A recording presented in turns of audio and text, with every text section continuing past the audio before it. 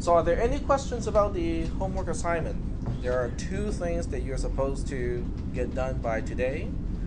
There's one program that you have to turn in, and there's a quiz that you have to finish by today. Yes? No? But like right now. Yes. Yep. I had two questions about the program that we had to write. One, so did we had to use the printf function for it, right? Sorry? I'm just curious, like for further homework assignments, like so we had to use the printf function for it, right? We couldn't use cout. No, you're not gonna. Okay, for the homework assignment that's due next week. No, for the one that was due today, I was just curious. So it had to be printf. It has to be printf. Okay, good. Yeah, because I gave you the code of the hello world, and you just have to change the string itself to basically change it to meet the requirement of the homework. Okay, because I was curious if you checked the output or if you checked. Oh, I checked the output. If you know how to use cout, that will work as well. Okay, so you would have accepted cout. Yes, cout and printf will both get the job done. Okay. But in class, I only use the printf. Okay. Yep. All right. Okay, so let's check what type of activity we are supposed to get done by today. In basic syntax expressions and operators, which is the assigned reading for the past week or so, we have several activities. These two are not going to be graded. In other words, they are graded, but it's not going to be a part of your final grade. They're just reading material. The one that is due today, you can see upcoming events here. The one that's due today is base conversion and bitwise operator exercise. How many people did not do this? Okay, so I can give you guys, because this is the first time we actually have this kind of homework due, so I can give you guys, an extension, maybe a day, okay, to get it done. And then the other one is the lab activity that I talked about last week. And that one I will not give an extension because I explicitly talked about that one last week, so it's due today. Yep. Actually, about that base conversion homework, about the bit operators, when we convert to binary, what are we supposed to be looking for? When we convert to binary. We have one that, like, say for example, it's 22/64, and I converted both the numbers into binary numbers, but I don't know what I'm supposed to do. Okay, all right. So I think I understand your question. But before I forget, let me just extend the due date of the quiz first. It really is not a quiz because you can take it. If I remember correctly, you can take it multiple times, and it will take the highest grade. But I'm going to extend the the closing date or the closing time. So I go to timing, and I'll give you guys like one more day. So it will be the 10th that it will be due. Go and save the settings. Let me just gonna get rid of the other stuff too. There you go. All right.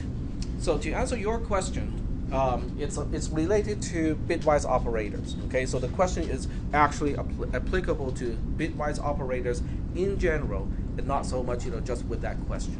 So what I'll do is I'm going to answer the question as a bitwise operator question. Are there any other questions regarding bitwise operators? Because, yeah, go ahead. When one of the questions had, comparing the two, like she was talking about, and one of them had one more digit than the other.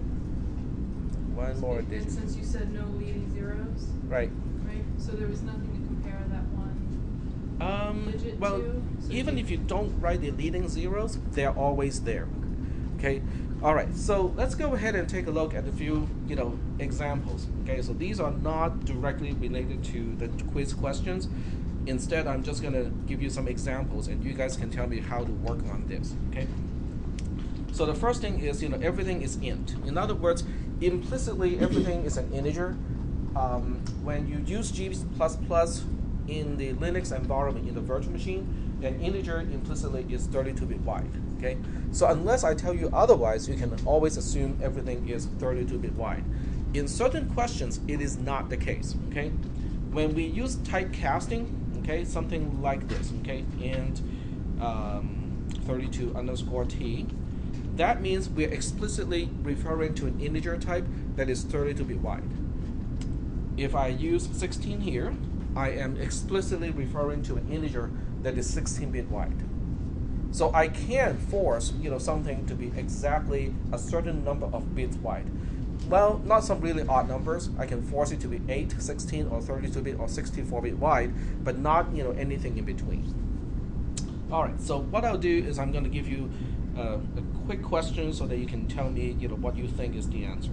So there's a 14 here, and I'm going to do a single ampersand with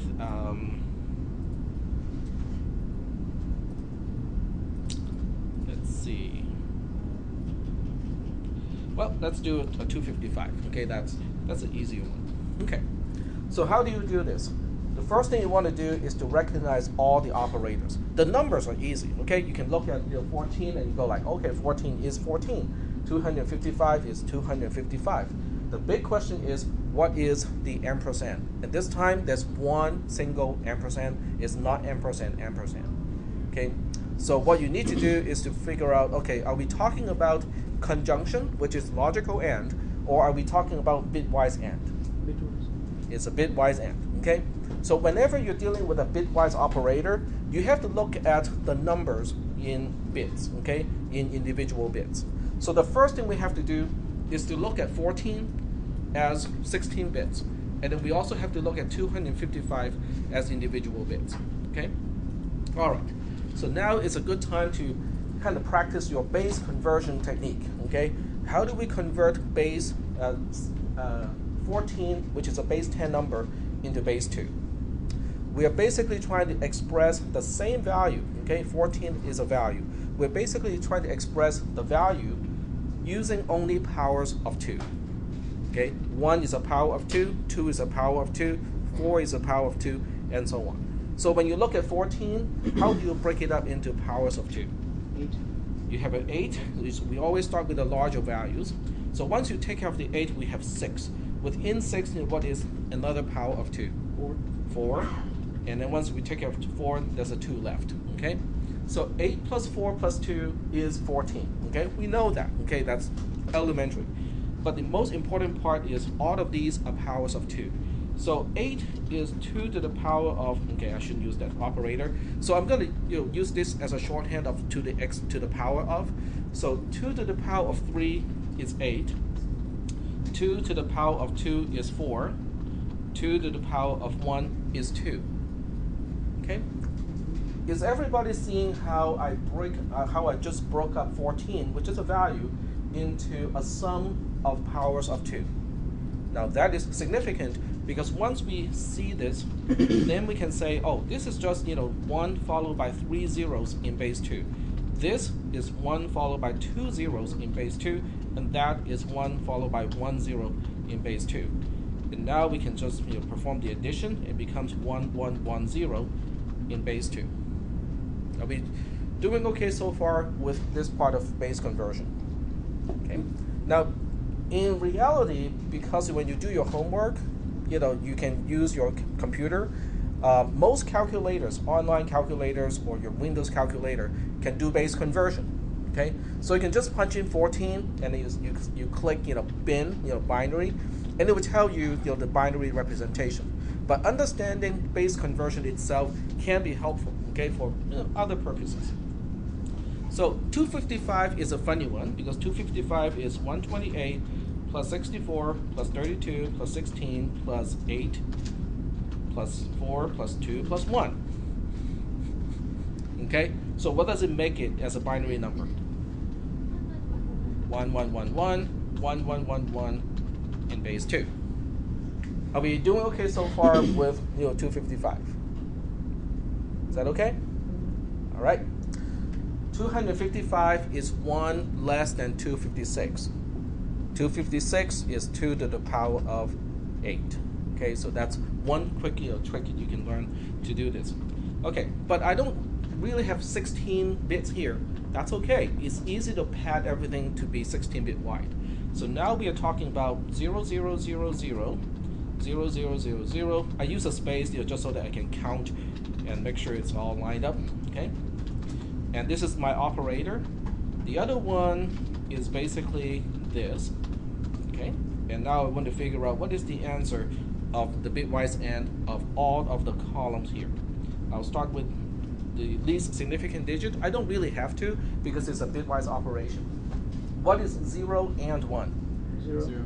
It's 0. 1 and 1. 1. Okay. 0 and 1. Zero. Okay. 0. 0. And the rest are obviously all zeros. Oops. So the answer would be 1110, which is actually just 14 itself.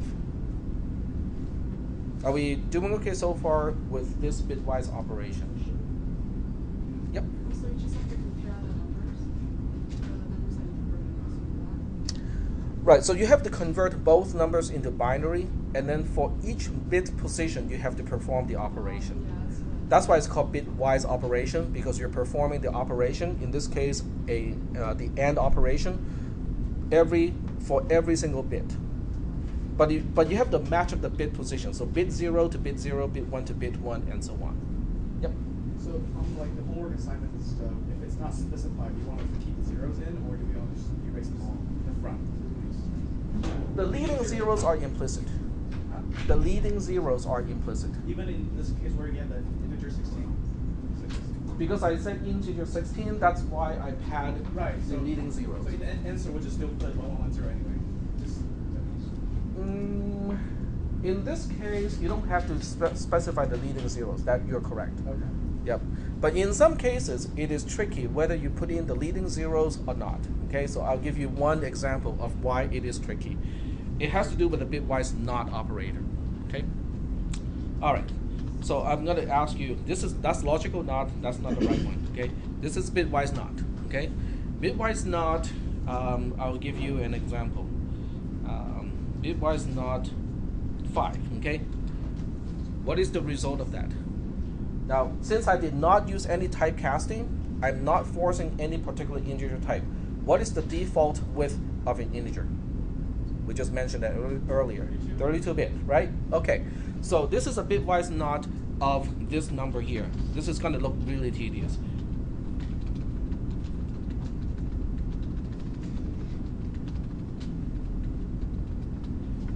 Okay? That's how we represent 5 using 32 bits. Are we doing okay so far? So how do we take a bitwise? What is a bitwise not? Well, it's a bitwise operation, so we're doing something per bit position. Go ahead. It's the opposite. It's the opposite. So the opposite of 1 is 0. The opposite of 0 is 1. So when you apply the bitwise not to this number, whoop, keep using the wrong one, the answer is 1111, 1111. Oops. You can see it's kind of boring, but it does have a point. Okay? So that's why, when I don't tell you exactly what integer type we're using, you have to remember it's 32-bit. But when I explicitly say it is an int 16 type, then you have to remember it's only 16-bit wide. The width becomes important. So did I answer your question? Yeah, I got Okay. it. All right. Thank you. Sure. Any other questions related to bitwise operation? Yep. On the quiz, there was an operator that was like 2 lines that I couldn't see. I've never seen before. I couldn't find it online. Well, maybe I can find it for you. Just read about the integer And logical versus bitwise operator. It was like a vertical equal sign. Yeah, the bar. Yes. That's a logical OR operation. Okay. Okay, so let's take a look at this table here, because you might have read this, but you don't really quite absorb what this table means. Okay, so maybe that's why. All right. So logical OR is basically a 2-bar instead of a single bar. Okay. This is a table that shows you what is x vertical bar y when x is 0, when y is 0. When x is 0, y is non-zero. Anything other than 0. Okay. So this table is kind of interesting because what it is showing you is when we're dealing with a logical OR, okay, anything other than 0 is basically true, okay? Because 0 itself is false, so not false is true. So not 0 means it can be 1, it can be 5, it can be -10. those are all considered true. Are we doing okay so far, with this table? Is that okay? Yep. Do the two lines represent parallel lines? Like, No. Okay. It means logical OR. Alright. So it literally is vertical bar means logical OR. Okay. Okay? So when you look at go ahead.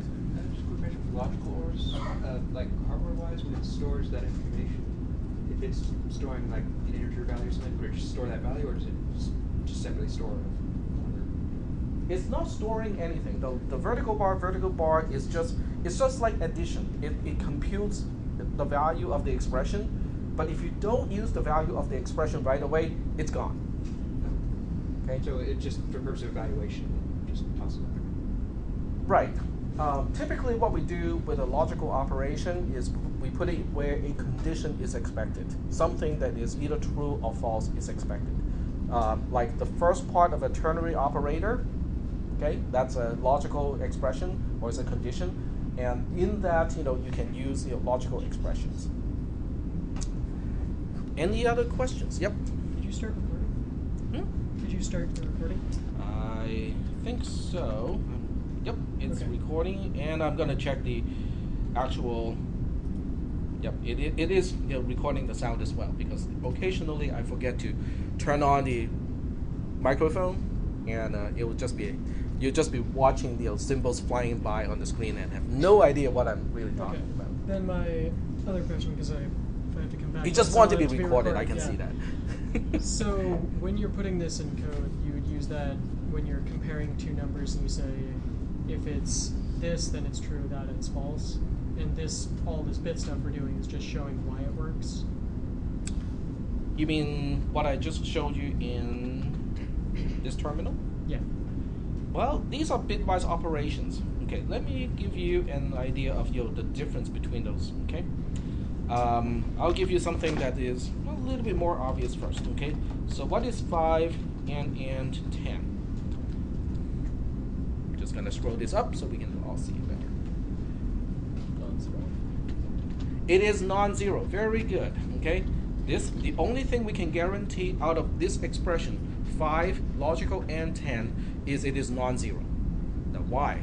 Well, let's look up the table that we were just looking at. Okay, we are looking at logical and logical and is here. It is also called conjunction. What is 5? Non-zero. 5 is non-zero, so we have 2 rows that may correspond to what we are dealing with here. What is 10? Non-zero. 10 is also non-zero, so that narrows down to the bottom row here. The only thing we know about x and y, and y, I should say, in this case, is it is non-zero. But is it 5, or is it 10, or is it 15? We don't know, and we don't care either, okay? Because if it is non-zero, it means it is true. Are we doing okay so far? Yep. What number does it actually store in memory to represent that? 1? What number is What number does it store in memory to represent non-zero? to represent non-zero?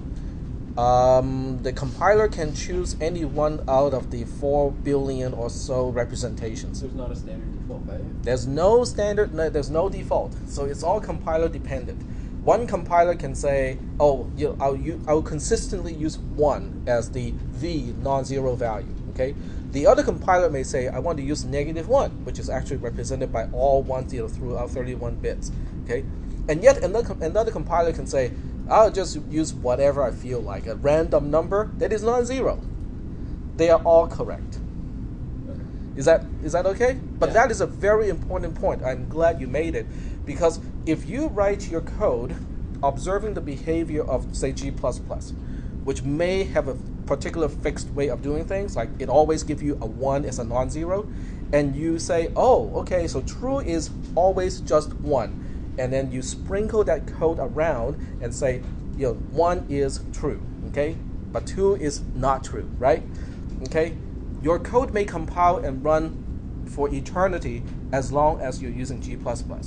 The moment you switch your compiler, it uses a different standard, your code doesn't work anymore, because it can use something other than 1 to represent true. So the only thing you should remember in this class is true is non-zero. And it can be any one of the 4 billion or something value that is non-zero. Are we doing okay so far with this? Okay? But the example that I'm trying to illustrate has a second part. Okay? The second part is, what is 5 ampersand 10? Only one in this case. Well, it's a bitwise operator, right? Because ampersand ampersand is a logical operator. Ampersand all by itself is a bitwise operator. So that means we have to look at the binary representation of both of these numbers. Well, I can tell you, in this case, we don't really need 32 bits because, the other 28 bits, okay, out of the 32, 28 bits are all going to be zeros anyway. So we'll just focus on the least significant 4 bits. 5 is 0101 in base 2. And let me leave some space here so we can actually show the operator. And 10 is 1010 in base 2. So when you perform the bitwise AND operation, what do you get? 4 zeros. 4 zeros, okay, which is false, right? So if you use the wrong operator, it will give you the wrong result. If you intend to use logical AND, and by mistake you use a bitwise AND, in this case they do not give you the same result. Is that okay? Does everybody understand this point here? How would you know when to use the bitwise one? Like, what would an example be of when that would be beneficial? Okay, that's a very good question. Let me hear his question as well. Maybe they're related. Yep. Oh, I was just curious, on the chip, how does it have logic gates that specifically do like logical AND, or how? Yes. Okay. There are specific instructions in the i386. Most processors have an instruction set that can do bitwise operations. And that's related to his question, because his question is, we understand why we want to do logical AND, okay? Because from cisp300 or 301 or 370, you know that in order for a program to run to specify the logic of a loop, a conditional statement, many times you have to use logical AND because you want this to be true and you want that to be true in order to either stay in the loop, to get out of the loop, or to go to a particular branch. I understand that. But what about bitwise AND? Why do we need to use bitwise AND at all? Why do we even talk about it in this class? Okay, that's a very good question. What do you think? Why do you think bitwise operation is such a big deal, especially in C and C++? Visual Basic doesn't care about bitwise operations, and that's why it doesn't have it, or it might have it, but most people do not even know it. But in C and C++, we do use bitwise operations quite a bit for certain types of programming. What do you think, is the type of programming that requires individual control of bits, not the entire number? Something regarding input and output. Aha, very good. Something regarding input and output. In other words, in your previous programming class, okay, CISP 300, 301, 370, I don't really care which one, you're talking about general purpose programming, which is great, okay? You can compute, you can crunch numbers and do all kinds of useful stuff. But eventually everything has to go to an input-output device, okay? What is an input-output device? Everything that you can see, everything that you can touch, everything that you can hear is an input-output device. So what would a computer be like without any input-output devices? It's just a box, right? How do you interact with the box? There's no way, because everything that you use to interact with a computer is an input-output device. It's an I/O device. This is an input-output device. This is an input-output device. I'm not going to pick up my microphone because it's going to mess up the recording. That's an input-output device. Your phone, okay, which is a computer pretending to be a phone, has all sorts of input-output device, right? The touchscreen is an input-output device. The buttons are input-output devices. The microphone, input-output device. The earpiece, input-output device. Okay? How you hook up to 4G networking, that's input-output device. Okay? Okay, the next question now is, why do we need bitwise operator when we're dealing with input-output devices? To answer that question, I know I'm kind of digressing a little bit from the main topic here, but I do like that question because you're questioning the why. Not so much the what or the how, which are kind of lower level, questions, but the why is a high level question, and it really is a good question. Okay, so what I'll do is I'm gonna show you. I'm gonna go to digikey.com, and I'll show you something. And along the way, it's gonna, this is interesting. Yeah, that's what I would say. All right, so this is a microcontroller unit. If you look up the term microcontroller unit, or in short, in brief, MCU. Okay, so I'll just kind of go to the Wikipedia page here. It's basically a small computer on a single integrated circuit. It's not a processor. It is the processor, the RAM, the ROM, and a few other peripheral devices on a single chip. Okay. Sometimes it can be a little bit larger. Okay, like in this picture here, these are considered fairly large packaging. Okay, but occasionally we will have some really tiny ones. So that's what I'm going to show you here. Let me look at program memory filter, and we have some parts here. This is the part that I'm going to focus on. Okay. All right. So when you look at the pricing of these things, what is the first thing you notice about pricing? If I buy 4,500 of these things, how much am I paying per unit? If I buy 4,500 at a time, I'll be paying 38 cents each. 38 cents. Okay, the unit is US dollars. Okay, we are not talking about euro or pound. This is actually just US dollars. Okay, so for the money that you pay for a Starbucks latte, how many of these controllers can you purchase? Depends on the latte. Depends on the latte. Okay, so the least expensive. I haven't been to Starbucks. Neither have I. $4 maybe. Okay, so let's say $4. Okay, so $4 per a cup of coffee or a cup of coffee can buy you 10 of these. Okay, so now the question is, what can each one do? Right? I mean, it doesn't look like a computer to me. I mean, but I'm gonna tell you this. This is a computer. A single chip all by itself is a computer. So the next thing I'm going to do is I will show you the data sheet. All right, so this is a data sheet which is really boring to read to a lot of people, but I like reading this kind of stuff. This is my kind of favorite pastime. So what you do, the first thing we'll do is to look at the packaging. And let's see, do we have a table of contents? There we go. So we'll look at packaging, which is usually at the very bottom part here, because I want to show you the size of this particular thing here. So there's a revision history, errata, packaging information. That's what we want. Okay. So when you look at the chip, D is the overall width, and then E is the overall, height or length of the chip. D is the length, and E is the width.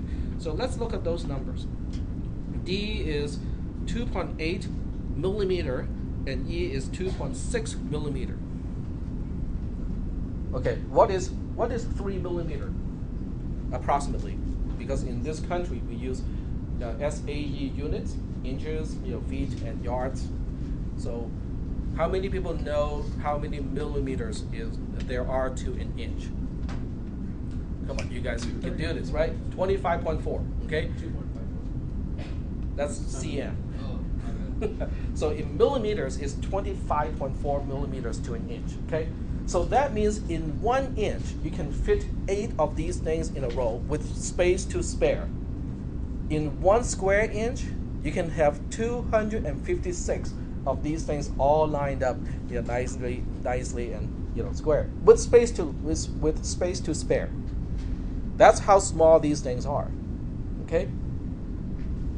Are we doing okay so far with that concept? Okay? So 40 cents each, and each one will only take up 3 millimeters by 3 millimeters. Okay? But what can it do? What can it possibly do? For that, we're going to go to the top part here, which is just features. Okay, we'll just take a quick look at all the features.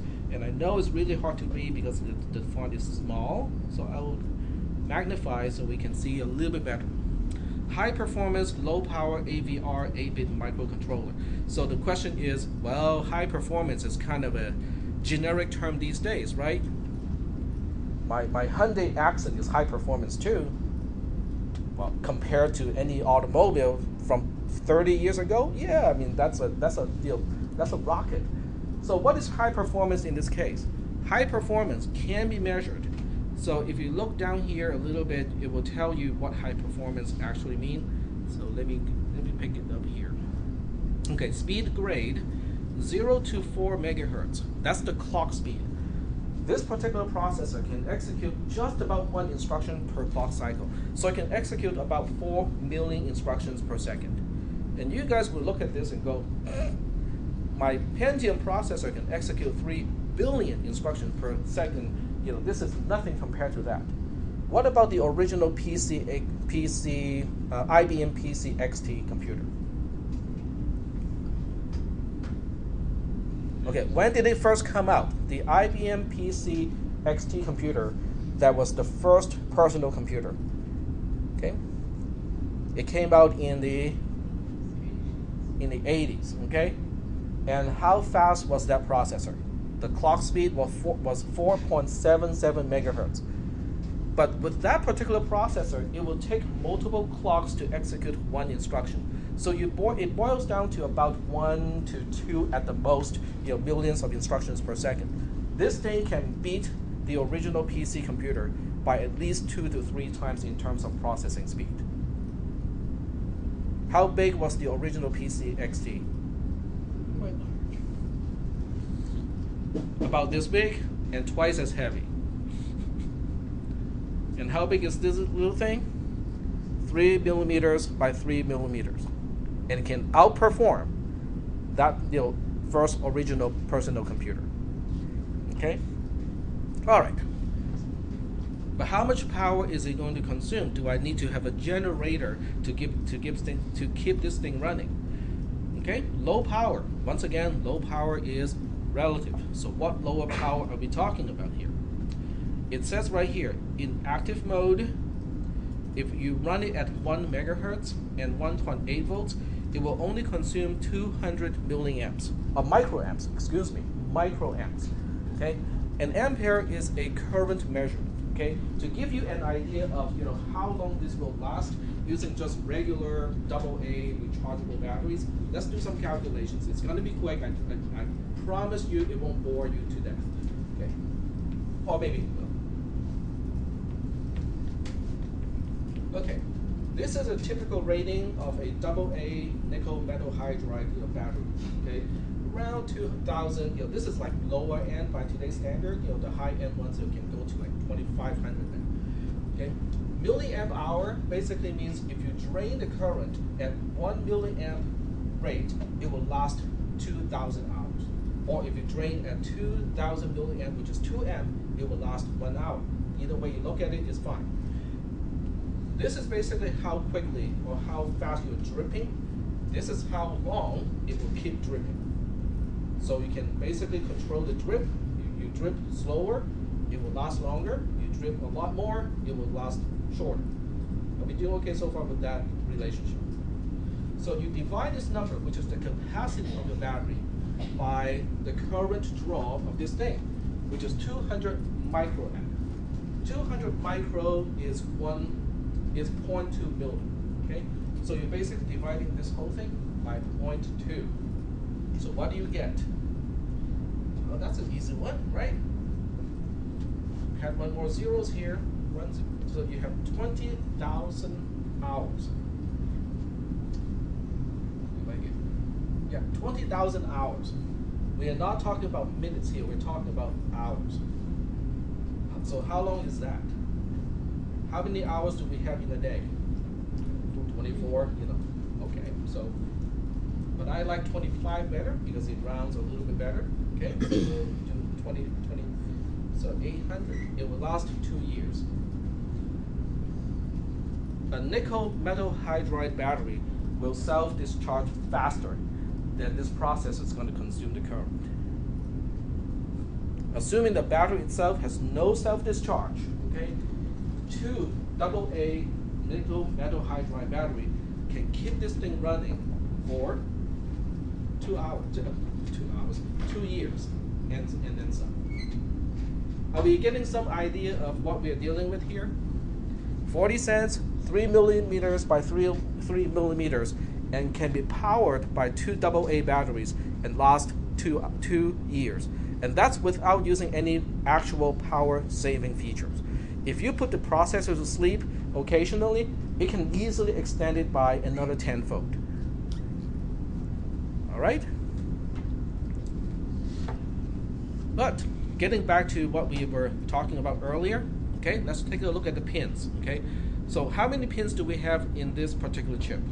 If I take a, where is it? There we go. How many pins are we seeing here? It has got 6 pins, right? Okay, each pin is one electrical contact. In other words, that's all the input-output that we are dealing with here with this particular microcontroller unit, okay? 2 pins you cannot use because they are power and ground, okay? In other words, that's how you give it power. So you really only have about 4 pins where you can use them, okay? So we'll take a look at the 4 pins. Port B, PB3 to PB0 are the 4 bits or the 4 pins, individual pins that your software can either read from or write to. Are we doing okay so far with this? So if you look at the picture again, in software, other than the power and the ground pins, you can basically detect in software whether a particular pin is measuring a high voltage or a low voltage. Or you can also change the state of a pin by driving it to a high voltage or driving it to a low voltage. So you can actually control something using your software. Okay?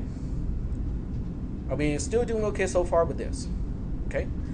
Now, for the most important part, which is the part that connects to what we're dealing with here, bitwise operations. So what we'll do is we are going to take a look at the registers. Okay. Register description. Because that's how your software needs to do things. So, and reprogramming registers. I'm just gonna cheat a little bit here and just look for that word. Where's my search feature?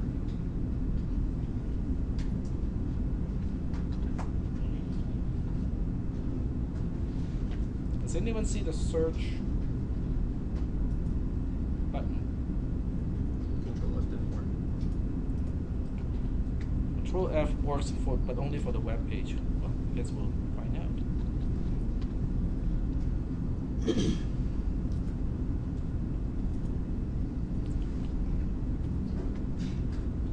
Now, this is way beyond the scope of this class, but I still want to show you this.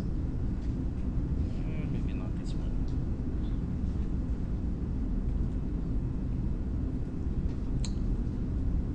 Okay, you can kind of look at these as variables. Okay, so DDB is you can look at it as a variable. It's a 4-bit variable. Okay, in other words, every time you refer to DDB or port B, you're referring to 4 bits. Okay, but each individual bit is controlling a single pin of this particular chip.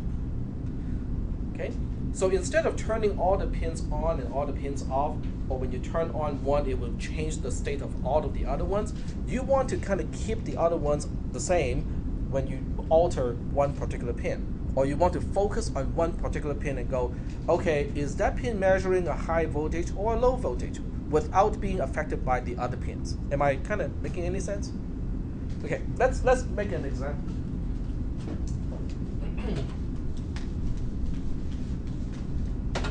So let's say you have a particular design, okay? So here's your chip. 2 pins are used to connect to power. So that's 2 cells to power up the chip. And then the other 4 pins are you're free to use those for whatever you want. Okay? So let's say one is used to well, this is not the best way to do it. This is a better way to do it. This is an LED. Okay, so you can blink something. Okay, and this one here is connected to a sensor. Okay, so we just represent a sensor using this one here. You can have a motion sensor. Okay, something like that. Okay, so let's just say that you want to write a program. So when you detect motion, it will blink the LED. That's all it's going to do. Okay. Oops, tied into the wrong pin here. There we go. So let's say this is a PV0 and this is PV1. Pin 0 and pin 1. Are we doing okay so far? Whenever you refer to PIN as a variable, it's going to read in all the states of all 4 pins at the same time. So how can you tell whether just this particular bit, is it a 0 or is it a 1? How do you focus on one single bit out of 4? Yep. Is that where Bitwise operators come in?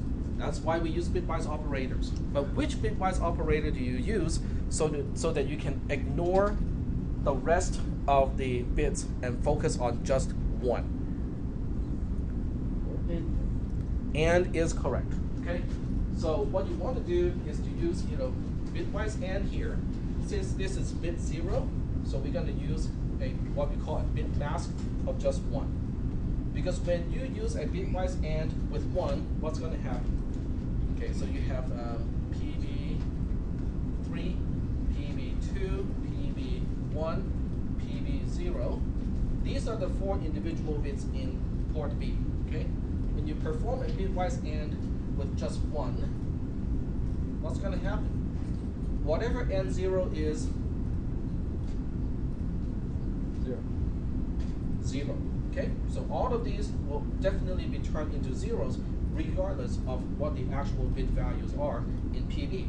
What about AND1? What does AND1 do to something, to a value?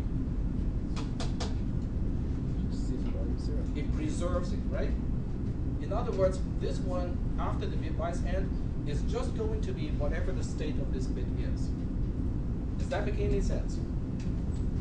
Can we verify that using our truth table that we saw a little bit earlier? So let's check it, okay? Because we want to find out exactly how it works. So we are talking about x and y, right? And we are talking about y being a 1 and x being something else. So we want to focus on this row and also this row. What do you notice between these 2 rows, between the first and the last column, the leftmost and the rightmost column, but just on these 2 rows? They are the same, aren't they? In other words, 0 and 1 is a 0, 1 and 1 is a 1. In other words, when you say and 1 in bitwise AND, it doesn't change the original value. It's just like multiplication with 1. X times 1 is? Does that depend on what the value of x is? Nope. And that's how we can focus on just one single pin and say, okay, I don't need to know the rest of the pins. I'm not interested at this time. I just want to find out, is the motion sensor detecting something or not? That is how you focus on just one single bit. So when you put a pair of parentheses around this expression, that is basically the logical expression to take you one way or the other way. Should I blink the LED or should I not blink the LED? Okay. So is that answering your question? We just took a... Yeah. If you think about this class normally is on Highway 1, we just went to... no, Highway 5. This class is normally on Highway 5. We just went over to Highway 1 for a little bit. Yep. Yeah, definitely covered it. But since we're on this topic, let's figure out how to control that LED. This is for sensing, okay? For detecting, the state of a pin. What about turning on the LED here? In other words, I just want this pin to become a 0 or a 1, but without affecting the other bits at all. Let's just focus on turning it into a 1, okay? So the pin is for input, port is for output, okay? So port B is referring to all 4 bits. I don't want to change all 4 bits here. I just want to change this guy here, okay? This is bit position 1. What is the value corresponding to bit position 1? Cool, or what it is right now? What it is right now, or what you want it to be? Well, okay. Bit position 0 is the least significant bit. Bit position 1 is the next one. So if this is a 1, what is the value corresponding to? 2. Okay. Well, let's see what this is going to do. Okay. Let's take a look at this expression here. And we're going to put it back into port B here. Okay. So let's take a look at this expression and see what it's going to do. When you say port B, bitwise OR a 2, what is it going to do? Okay, so port B 3, PB2, PB1, PB0. Okay, these are the current output states of these individual pins. Are we doing okay so far with that? We have a bitwise OR operation here. How do we express 2 as a binary number? 4 bits.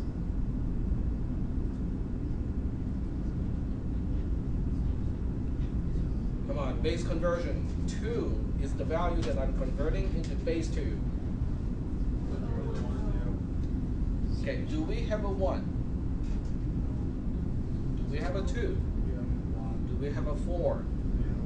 Do we have a do we have an 8? 0, 0, 1, 0. Okay?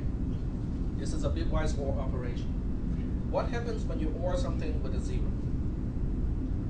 It's the same thing as adding a 0 to a value. What do you get? PB3, which is a 0 or 1, I don't know what it is, or 0, what do we get? PB3 itself, right? Because it's the identity. Okay. Same thing with PB2. Ah, this is PB1 or 1. What is that going to do?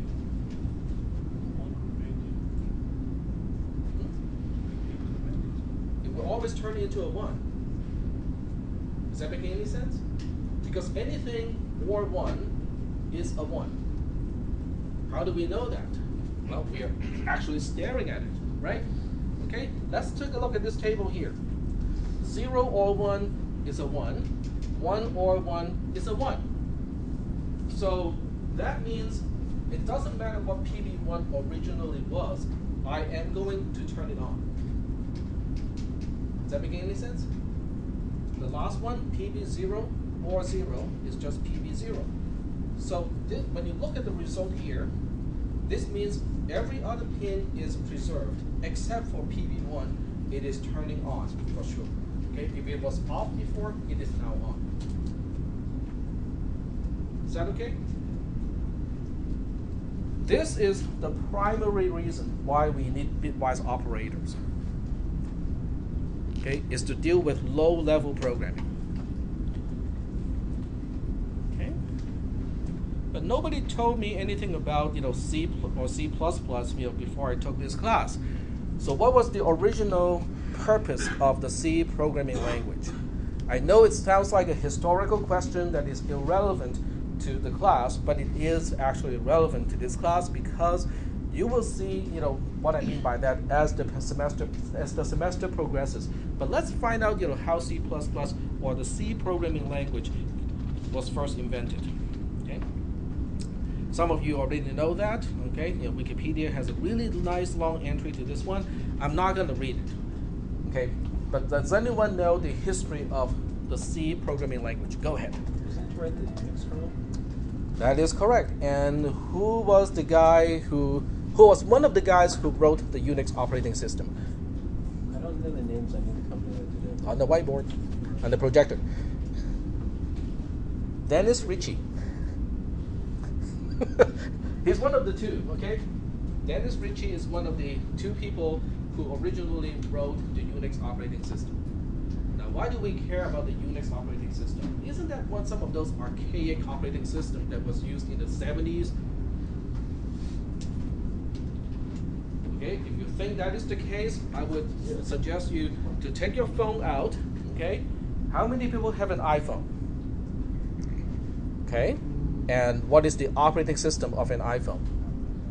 It's not Unix, it's iOS, right? But what is iOS? It's not Unix, it's BSD. What is BSD? BSD stands for Berkeley Standard Distribution. But distribution of what? What do you think? Come on, you know the answer, you just don't want to tell me. Unix, okay? So iOS is a direct descendant of Unix. Without Unix, there will not be iOS. Okay? What about Android? The other half of the class probably has Android, and I would guess maybe 2 people in this class has Windows. Okay? So that I don't talk about. Okay, what about Linux? Well, Linux is related to Unix, okay, but it's not a direct descendant. But Linux, just like Unix, was also written in C. Okay? Why do you think this guy, invented the C programming language? Let's just right-click on him, because I do want to show you what he looks like. Does he seem more attractive than Steve Jobs? Do you think he's more important than Steve Jobs? Probably. Look at the date that he passed away. He passed away on October 12th, 2011. Okay? And then you look at Steve Jobs. Steve Jobs. And you look at the date that he passed away. Oh, actually, it's right here. October 5th, 2011. Okay? So these 2 guys passed away within a week. Okay? The 5th versus the 12th. We all remember when Steve Jobs passed away, right? The media covered it. Apple already made a big deal out of it. Did we know that when this guy passed away? Did anyone notice? No? But without him, there would not be Unix. Without Unix, there would not be iOS. Without iOS, there would be no iPad, iPod, and all the iDevices, iWatch, Nobody is responding. You guys are going like, yeah, some old fart, we don't care. But why do you think he invented the C programming language? What do you think he had to do to write the Unix operating system without the C programming language? What was the only alternative to C? Assembly language. Okay, assembly programming language. Now, writing programs in assembly is not impossible, but it certainly is very, very tedious. Okay, if you think about normal programming, if you think about your programming assignments in CISP 300, 301 or so, is building a house using kind of prefabricated components. Okay, like walls is already prefabricated, the foundation is prefabricated. You just have to haul stuff around and kind of slap them together into a house. By comparison, writing program in assembly is like building a house using single grains of sand. You're using a pair of tweezers, you pick up a grain of sand, you go like, I'm gonna glue this sand next to the other one on top, right there. Okay?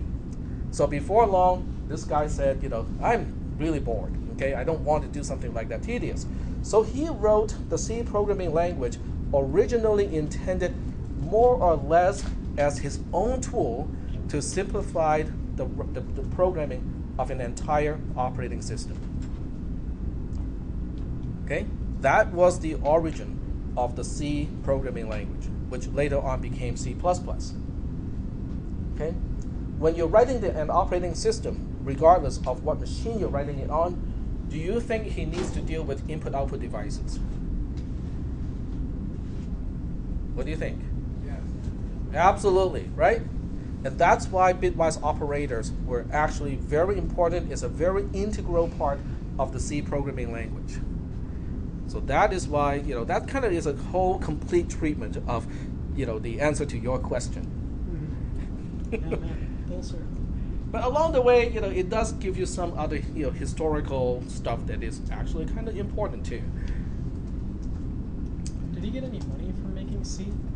Well, he was a Bell Lab employee, so the royalty basically goes to Bell Lab. But Bell Lab basically released the Unix operating system as kind of open source. Not open source, but it does release it through BSD, so it's released through Berkeley. Okay. So so there are it became basically free by the time we get to BSD. You can still run true Unix these days as a free operating system. There are several variants for those of you who are interested. If you want to run BSD, there's one particular variant of BSD which is true Unix. This is not Linux. It's called FreeBSD, and you can actually run it on a computer. Yep. Are there any operating systems that don't have some connection to Unix that just sort of Windows. oh, really? Windows has absolutely no, well, as far as we know, there are no relationship between Windows and Unix or Linux. Now, if Microsoft has borrowed code from the open source people and not tell other people about it, that might have happened, and in that sense it might be related, but it's not on public record. Right, so are we doing okay so far? This is a kind of long scenic road trip, but I'm hoping that you guys are seeing how things kind of are related, and also why we have to deal with Bitwise Operator. Are there any questions regarding Bitwise Operators? No. Yep, go ahead. Code and an OR. What about XOR? XOR is exclusive OR. So Okay. not factor in. It basically you can use it to flip a bit. Okay. Okay. In other words, if it was 0, it turn it into a 1. If it was a 1, you turn it into a 0. So if you think about an LED, you want to toggle the LED so it blinks, so it goes from on to off, off to on. How do you do it? Exclusive OR. Okay. Exclusive OR 1 will turn a 0 into a 1, and it will turn a 1 into a 0. If you look at the truth table, it is actually quite clear, because if you use a 0 to begin with and you exclusive OR with a 1, the end result is a 1. But if you start with a 1 and you exclusive OR with a 1, it will turn it into a 0. In other words, it just flips it. So that's one common use of the exclusive OR operator, is so that you can flip a bit. Okay. Any other questions? Most of you are thinking, I don't need to use all this stuff here. What about RGB representation, color representation? How do you represent color? Does anyone code in raw HTML anymore? So you can control the color of your font and stuff like that? Okay? Hex number? Hex number? Isn't it a number in like hexadecimal, like FF? It can be as a hexadecimal number. Okay, so let's talk about RGB, because I still want to kind of stay on this topic just so that you guys can see how Bitwise operators are useful. Okay, so we'll take a look. I'm going to use the mouse pad just so that it's easier to read. Okay, there we go. How do we represent color? We use the value of 3 color channels, depending on what profile, but usually from 0 to 255. 0 to 255 for each color channel, and if you're dealing with a screen, it is using RGB. Okay, the other one is PYMK. That's for printing. But when you're projecting or when you're using a screen, it is RGB. In other words, we specify, in a pixel, we specify how much R, red, how much G, green, whoops, and how much blue we're dealing with here. How many people have held a really high magnifying power loop next to your screen and look at the individual pixels? Okay, some people have. Okay, well, if you have not, try it. Okay, just a drop of water would do it. Okay, but don't spit on your screen. Okay, that is not sanitary.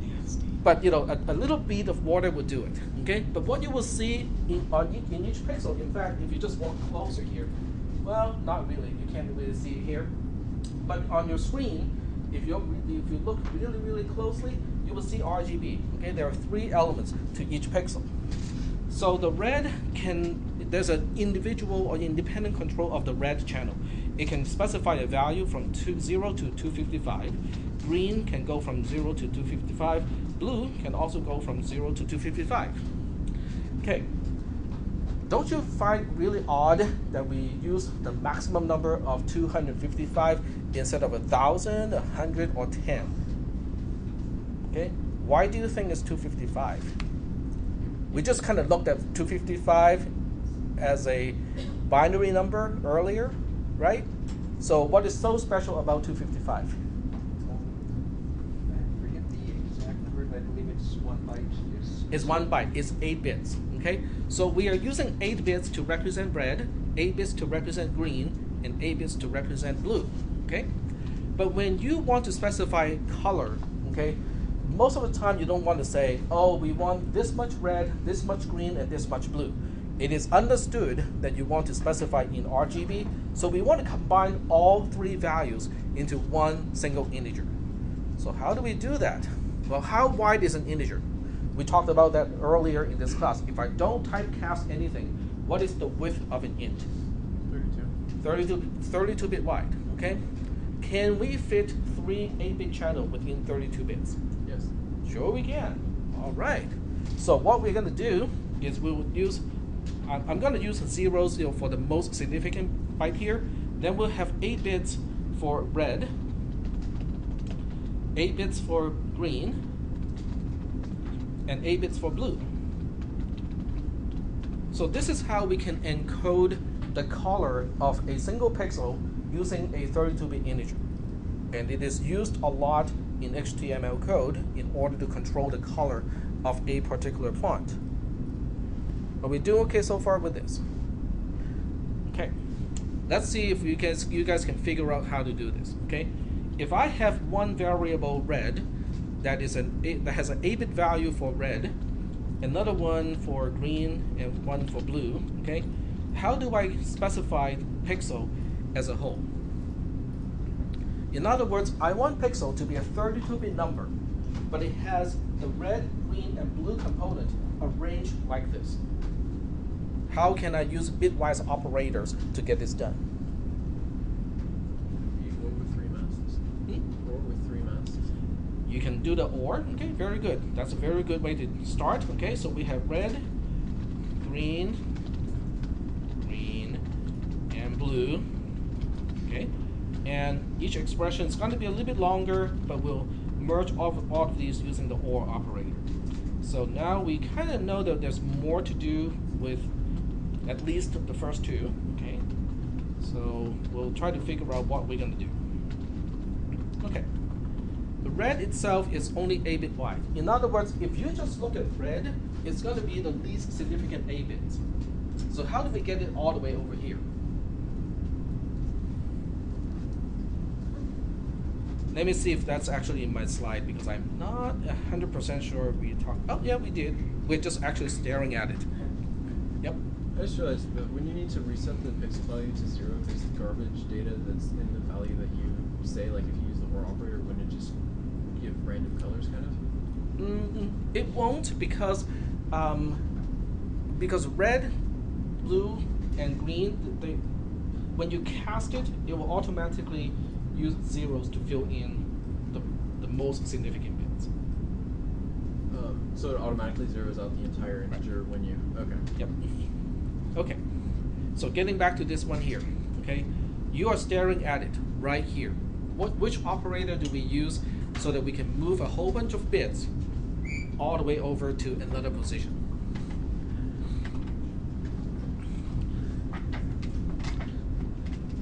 Come on, this is part of your reading assignment. Let's do it now. Bit shifting, right? We are staring at it. So let's read this part here. Bit shifting, as the name implies, move bits along in an integer. So when you have a 4-bit integer and you want to shift it by 1 position, this is the result of bit shifting this number here. All right. So getting back to our problem here, I want red to be all the way here. How many bit positions are we shifting? 8. No. Oh, sorry. No. A little bit more, because 16. Okay, we're shifting it 16 positions over. Are we shifting to the left or shifting to the right? Left, right? Okay, so we'll use the left shift operator. You In fact, we'll shift it 16 times. Okay, so if I want to comment, okay, / is the beginning of comment. This is basically giving us R, and then a whole bunch of zeros. 16 zeros to be exact. Okay, what about green? Once we figure out red, green is easy, right? How many positions are we shifting over by? 16. No, not 16. We don't want to overlap red and green. Okay, look at G. Okay, G. 8, exactly. It has to be shifted by 8 positions over. And blue does not have to shift at all, but if you want to make it consistent, you can always specify shift by 0-bit positions. Okay, that's actually okay. It doesn't do a single useful thing, but it's not hurting either. Yep. Wouldn't that make it so that it's like R 0 0 0? Like you would add a byte of zeros between red and green and shift red all the way Well, over? let's take a look. This one is B. Okay. So what do you think is the end result of this entire operation? Now, what is implicitly here? 0. Those are all zeros. And what do you think is, oops, wrong place. What do you think is implicitly here? Those are all zeros as well. Okay. So we are basically looking at each column and say, what is 0 or 0? 0, right? What is 0 or B? B, okay? Because 0 is the identity of OR. So we end up with a B here. So we end up with a whole bunch of B's here. What about this column here? What is 0 or G? G. What is G or 0? G. So we end up with 8 G's here, okay? And this is R, but we have implicit zeros here. So R or 0 is just R. So we have a whole bunch of R's here. The rest are filled in with zeros. So that's how we can combine 3 channels of colors, red, green, and blue, and combine them into a 32-bit integer. Wait, hold on a second here. That will make it a base 10 number. So how do we get to see all those, hexadecimal numbers when we look at color representation? Okay, let's check it here. Okay, so we'll take a look at this particular color. Okay, FF0000. So what do you think is this color? Red. Okay, did I talk about how to read hexadecimal numbers? No? Okay, it's easy. Okay, hexadecimal numbers and base 2 are very closely related. Every single digit in hexadecimal has one 4-bit representation. When you see a single 0 in a hexadecimal number, you say 0000 as a binary number. Okay?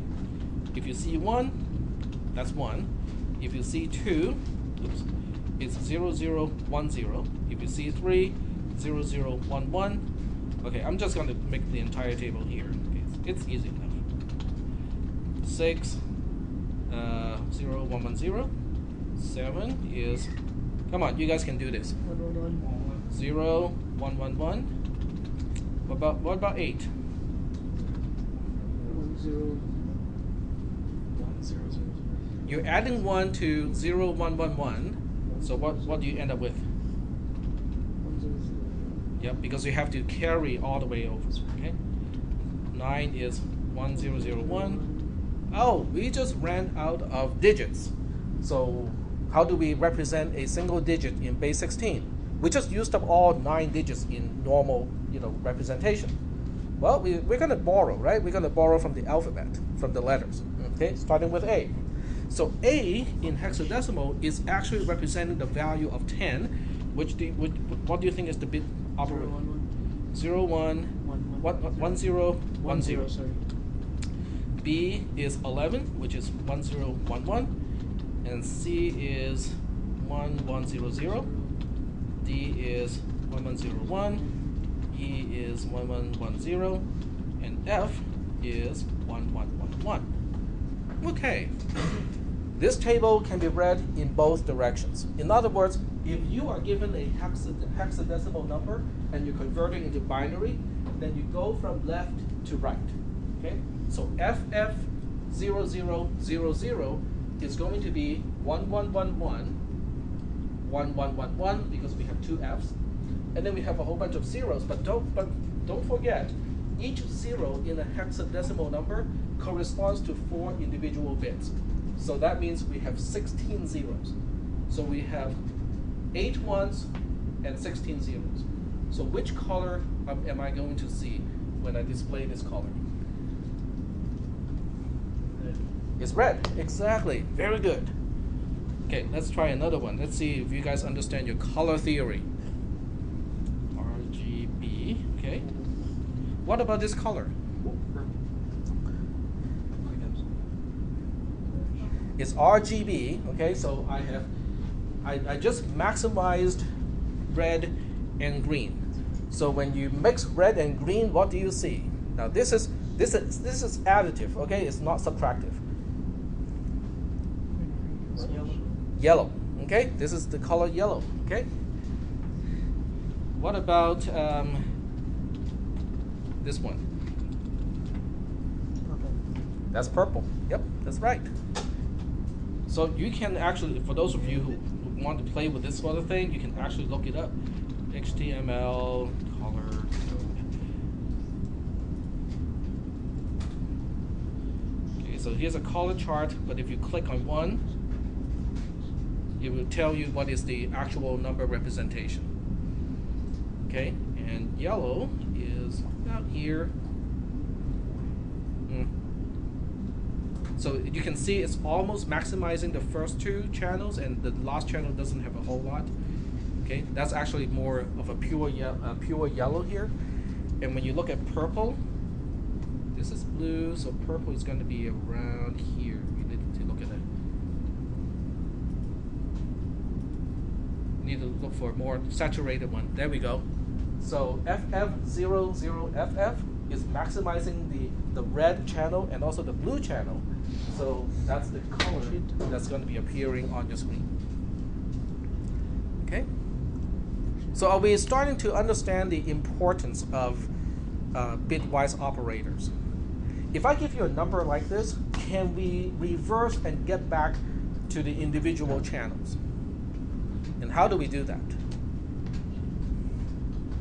This is going to be the last thing we do today, okay?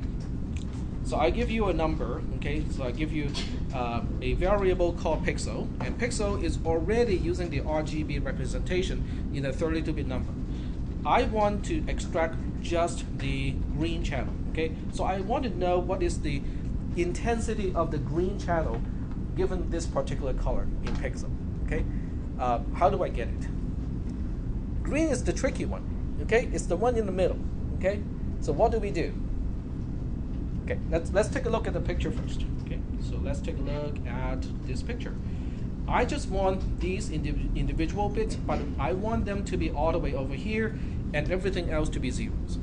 Okay, so you have to use at least 2 bitwise operators that we have learned today, that I have illustrated today. Okay, and the order is kind of not so important. Okay, so I'll do the first one first. Okay, so 00FF00. Okay, what is that going to do? When I use a bitwise AND operation with 00 in hexadecimal, FF hexadecimal, and 00 here, what are the ones corresponding to? G. Green. All the green bits, right?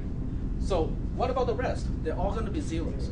So I just zeroed out everything else except for the bits representing the green intensity of this thing. They're not at the right place, but nonetheless, all the other colors are now gone. Okay? Well, if it's not at the right place, which operator can help me to get it into the right place? Shifting. The shift operation. And in this case, are we shifting to the right or are we shifting to the left? To the right. Shifting to the right by how many bits? By 8 bits. That's it. Okay? This expression will help me extract the green intensity out of the color of a single pixel. Okay? Well, aren't we wasting 8 bits here because RGB only takes up 24 bits and an integer has 32 bits? people hate to waste individual bits. So what do you think the most significant 8 bits are going to be useful for? It starts with A is the alpha channel. It's the transparency channel.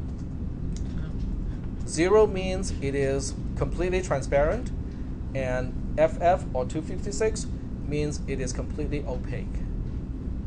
Okay? Certain graphics representation can represent the alpha channel or transparency, and some others cannot. Like JPEG does not understand transparency at all, but PNG does.